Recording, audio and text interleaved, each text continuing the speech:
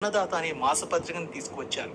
రైతులు కొత్త పద్ధతి ద్వారా వ్యవసాయం ఎలా చేయాలి, రైతులకు ఎలాంటి సలహాలు సూచనలు అవసరమో అవన్నీ కూడా పత్రిక ద్వారా రైతులకు అందించారు. లక్షలాది మంది రైతులకు ఇది ఎంతో ఉపయోగపడింది. ప్రతి ఏటా తన చందాదారులకు ఒక డైరీని కూడా అందిస్తారు రామోజీరావు.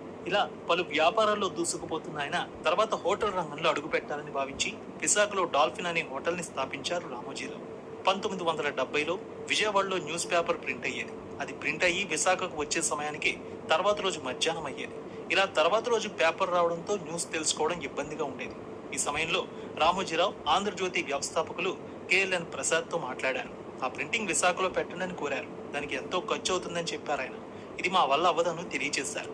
1974 ఆగస్టు 10న రామోజీరావు తెగించి విశాఖపట్నం శివార్లలోని సీతమ్మధార పక్కన నక్కవానిపాలెం అనే ఊర్లో ఈనాడు సంస్థను ప్రారంభించారు. అదే సంవత్సరం ఆగస్టు 28వ తేదీన ఆ పత్రిక రిజిస్టర్ చేశారు.